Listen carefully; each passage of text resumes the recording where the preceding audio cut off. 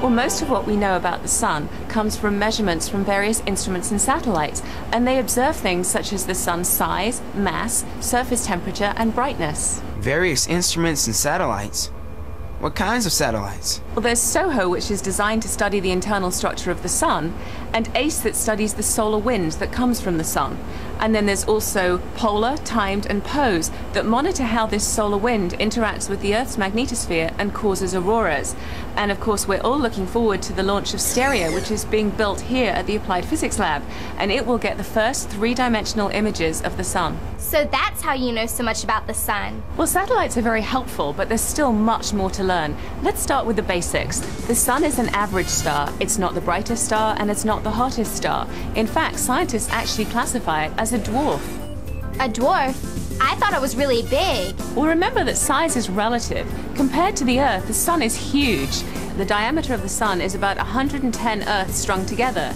If you think of the sun as a basketball, Earth would be a tiny BB, but there are stars that are much bigger.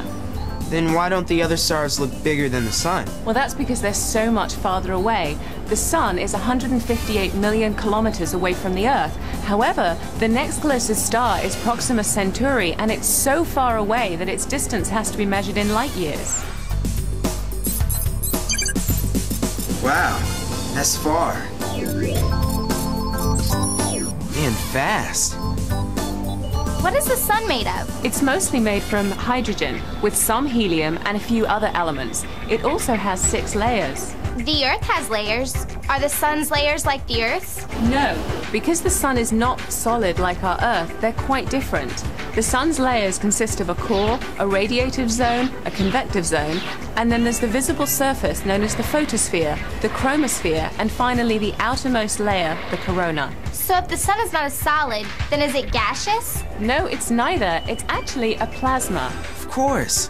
I was just reading about plasma being the 4th state of matter. That's correct. And because this plasma is hotter in some places than others, it creates convection cells in the convection zone of the sun. What are convection cells? Well, they look just like rice grains, and scientists call this granulation. The bright center of each cell is hot rising material, and the darker edges are cooler gas falling to be reheated, just like water boiling.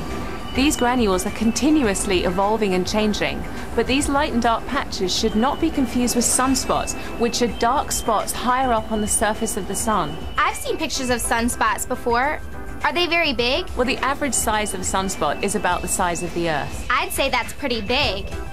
What causes sunspots? Well, just like the Earth, the sun has poles and a magnetic field, and sunspots are created when this magnetic field interacts with hot plasma at the sun's surface. The sun has poles and a magnetic field? Cool.